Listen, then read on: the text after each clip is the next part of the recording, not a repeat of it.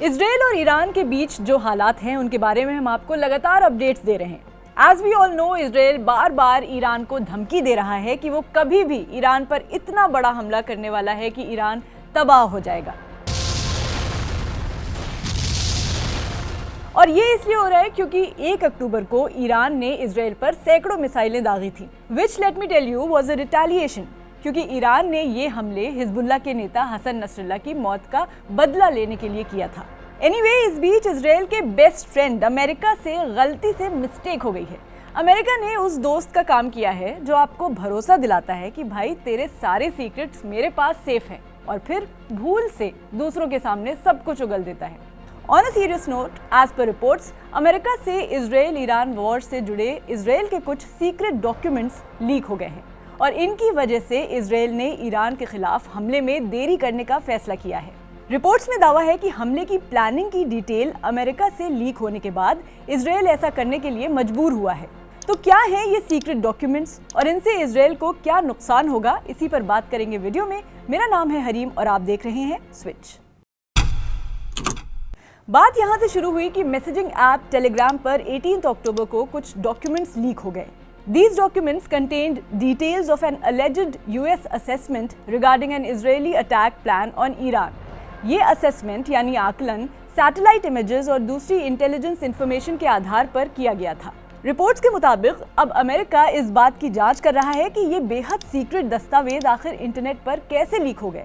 White house के national security council के spokes person John किर्बी ने कहा कि राष्ट्रपति जो बाइडेन इस लीक को लेकर काफी कंसर्न्ड हैं। इन डॉक्यूमेंट्स में ईरान पर हमले की प्लानिंग थी और रिपोर्ट्स के मुताबिक अमेरिका ने इस मामले में जांच भी शुरू कर दी है। According to an American official, 18 October 2024 को टेलीग्राम पर मिडिल ईस्ट स्पेक्टेटर नाम के चैनल ने पोस्ट किया है।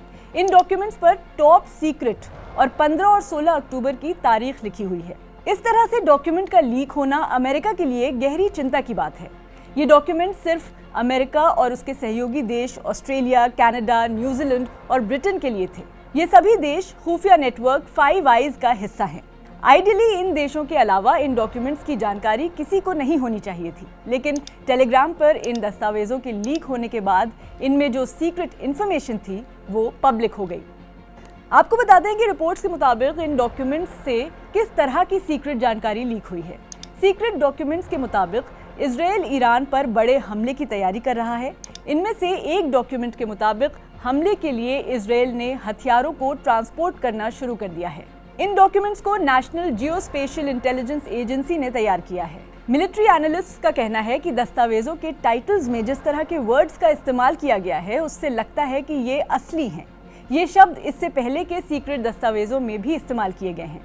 इन दस्तावेजों पर टॉप सीक्रेट लिखा हुआ है, साथ ही FGI भी लिखा है। इसका मतलब है foreign government intelligence.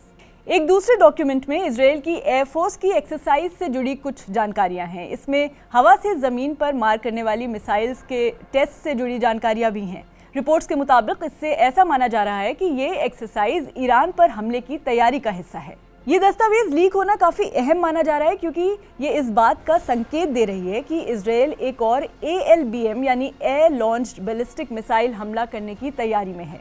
As per reports, अब इस बात की जांच की जा रही है कि अमेरिका के डिफेंस डिपार्टमेंट पेंटागन के सीक्रेट डॉक्यूमेंट्स तक किन किन लोगों की पहुंच थी। Former US deputy secretary of state Mick Mulroy ने इस मामले पर कहा है कि ईरान पर इजराइल के पलटवार से जुड़ी जानकारियां अगर सच में लीक हुई हैं तो ये ब्रीच ऑफ प्रोटोकॉल है।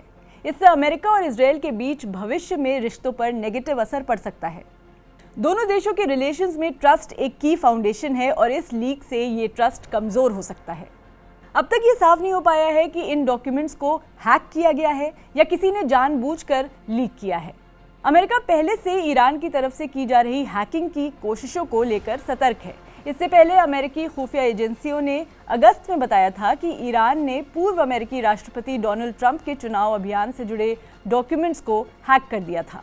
मगर बोला जा रहा है कि ये लीक शायद उसने किया होगा जिसका मकसद इजराइल की योजना को नाकाम करना था।